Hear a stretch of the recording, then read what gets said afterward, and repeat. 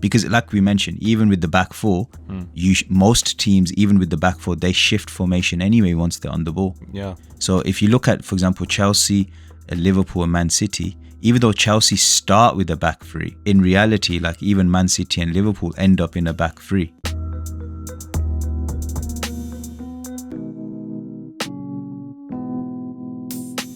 Hello there everyone, it is Mitso here and welcome back to another episode of the Mitso podcast. Today we're joined with Pythagoras in booths to compare 3 and 4 at the back formations. Make sure to subscribe to his channel from the description below. Let's try to get him to 50k as soon as possible. So without further ado, let's get right into this one.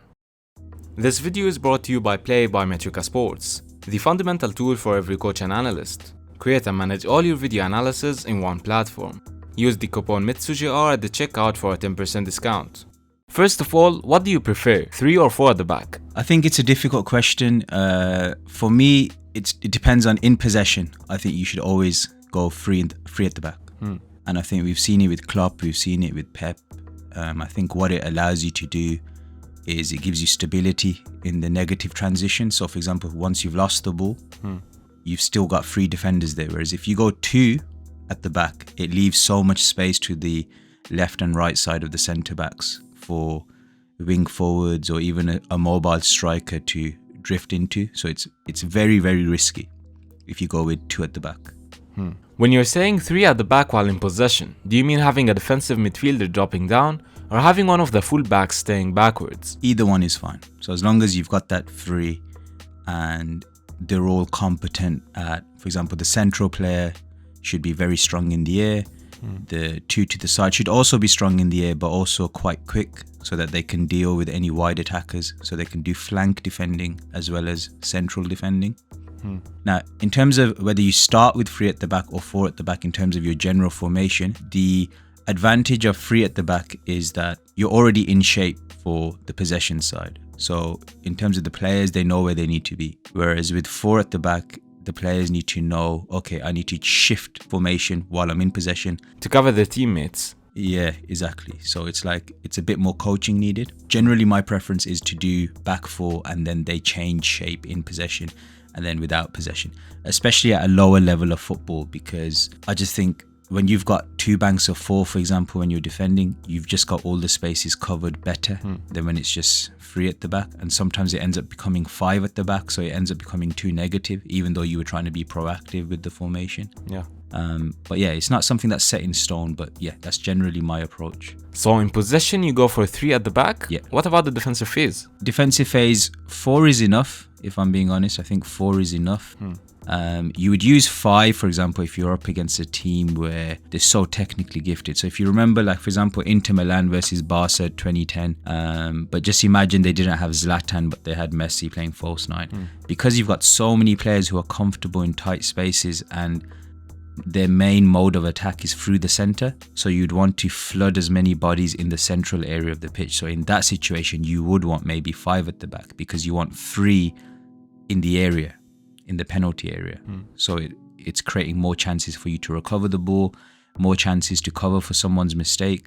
So you've got to adapt to the sort of opponent you're facing and their mode of attack. What properties would you be looking for in your centre backs? I think you've got to look for different attributes, but as a collective unit, they should tick certain boxes. So for example, they need to be strong in the air. I think that's really important. If you're not strong in the air, especially in 11-a-side football, you'll get eaten alive. And I think that's predominantly true for the Premier League, but I think it's true for most leagues, because I feel like crossings coming back into football. I feel like number 9s are becoming trendy again. But generally speaking, having a centre-back who's comfortable in the air is really, really important. From goal kicks, even, for example, if you're playing in a team where you're looking to press, for example, let's just say, take Liverpool, for example. They press really high. They force the opponent to go long. Once the ball's gone long, you've got to be able to win the ball in the air. So that's why Fabinho's important. That's why Van Dijk, Matip, Konate. Klopp wants centre-backs who are really strong in the air so that once that ball is loose, they're the ones winning that aerial challenge and retrieving possession. What I also look for is recovery pace. I think it's important. I think you can't get away with a completely slow defense because that forces you to play a very negative style of football because you can't allow space in behind them. Pace is so important. I've coached players who everything else ticks boxes, but because of that lack of pace, it just kills them. Especially if they just make a single mistake, they can't recover from it due to a lack of pace. Pace is important. I think in the modern game, especially, being good on the ball is important because the more you have of the ball, the less attacks your opponents can have. And also it's a way of building up your own attacks, and it encourages the other teammates in the team to go further forward because they can trust the defense to bring it out. So it allows you to establish territory in the opposition third. So yeah, I think those three are the key traits: strong in the air, good recovery pace, being good on the ball, and obviously just general sort of positional defensive intelligence as well. Reading the game, so important. Being brave in the tackle. Like if you're scared of making a challenge, scared of putting your body where it hurts, you're not going to be a good defender because defenders are made of sterner stuff than other people on the pitch. Yeah, another question now though, while attacking. Do you prefer depending on link-up plays between your fullbacks and wingers, or do you like going for crosses inside the box and having your wingbacks on the sides? Because as you know, wingbacks play major roles in the 3 at the back formations, whereas 4 at the back formations usually consist of fullbacks as well as wingers. I prefer to have not just wingbacks, so I prefer to have a mixture of fullbacks and wingers because I think it creates variety. If you just have wingbacks, but let's just say the guys in the front 3 or the front 2, they can't drift out wide and create underlaps or overlaps, then it creates a very one-dimensional attack. And generally speaking, if you are relying on wingbacks, the reason why they're wingbacks in the first place is generally they're failed wingers. So their one-on-one ability is not going to be as good as a pure winger. So let's just say the opponent sets up quite defensively and you're relying on the wingback to do all your creation. He's generally going to be forced to play the pass backwards because when he's going one-on-one against the opposition fullback, cannot go past him. Most of the time he won't be able to beat him. Most of the time, unless you've got like a Hakimi. But even then, like a Hakimi at his best is still not going to be as good as say a Mo Salah or a Vinicius at dribbling, or a Ousmane Dembele. Alright, going for the midfield now. You know, in 3 at the back formations, we usually have 2 midfielders. But with 4 at the back formations, we have a variety of options when it comes to the positioning of those players. We can have 2 defensive midfielders and an attacking one, we can have it the other way around, or even have a flat midfield line. So what do you prefer when it comes to the midfield? I think when we're talking at the elite level, and if you're talking about a possession side, I think it's always best to have a single pivot who is almost the chief at taking the ball from the back line and being the dictator of the defensive third in terms of bringing that ball out from the back. Being that third player in the back line, yeah. Yes, so for example, your Busquets, that type of player, Rodri, Fabinho, Casemiro as well. So I prefer having, like, I think the best teams always have that generally have that single player who takes control of that phase, especially in the modern era. And then I prefer to have like a regista next to them, and then like more of a free roaming sort of advanced 8 attacking mid type of thing. For me, the word regista has different meanings. Like regista has generally been used for players just like Pirlo, who play at the base of like a midfield but aren't the defensive midfielder. But I like to call the regista the game controller. So someone who is like a Pirlo, but I would widen the definition to include players like Xavi, Scholes. I always want one of those in my team because I think it's so important, because that person is like the story writer of the team. He writes the story for the team. He sets the tone, he sets the tempo.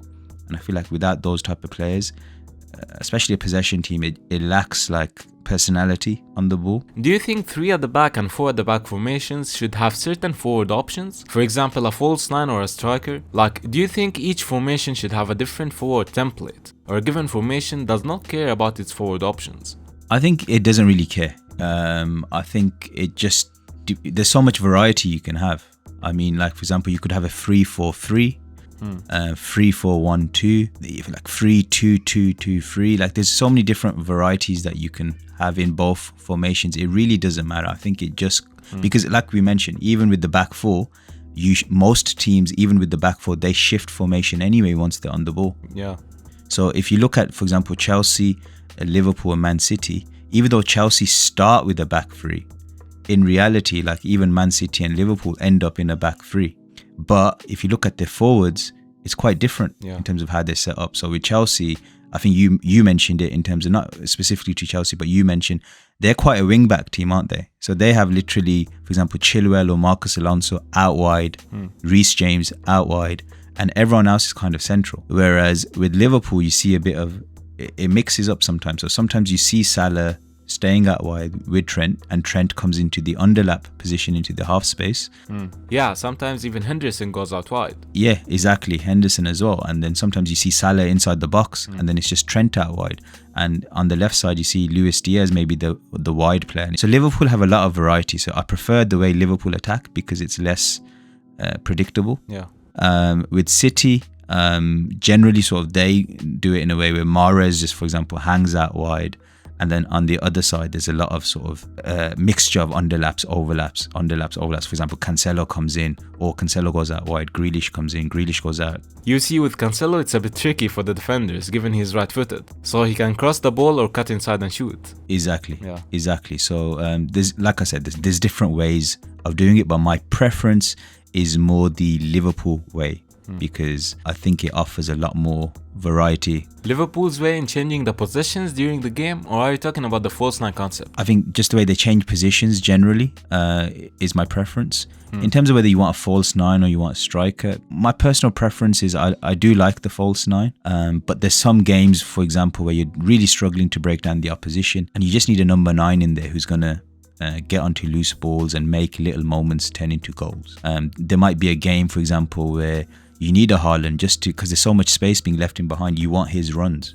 Yeah. So these type of things, I don't think it should be set in stone. There's a right or wrong answer. But if we were to say what I think is right, I think you should definitely have variety in those forward positions in terms of where these players are moving. Which manager do you think started the flexibility during games? Ooh, that's a tough question. I think Ancelotti is someone who's very tactically versatile. He almost seems to go. This Champions League campaign made me laugh because he almost went with a rubbish team every time, knowing it wasn't working. But he was playing on the fact that I'm almost going to put this default team out, which is just there to. They're just going to come up with anything special every time. Exactly. So he was almost thinking, I'll put this team out just to almost try out the opposition, see what they can come up with. By that time, I'll work out their weaknesses and then I'll put the substitutes on at the right time and then we'll just take over the game. And that happened literally game after game after game. So he's someone who's very he's not dedicated to a certain style of playing. Just reading the game on the pitch and then working on the substitutions. 100%. And I think there was even in an interview yesterday, he's someone who doesn't even take pre-season particularly seriously compared to say a Bielsa. So he's someone who's very easygoing and it's almost like he turns up on the weekend and he thinks, don't worry, I'll make the right decisions on game day. So that's kind of that's the type of man. Just start the game. And I think that's why he struggled at Bayern, because the players had been coached by Pep, and then he must have been the complete opposite, and they couldn't handle it. So I think that's his style. At Real Madrid, it's quite suited because they're a very galactical club. They're a club that kind of relies on the glamour and don't worry, we'll win anyway. That type of mentality, and he's a good fit for that.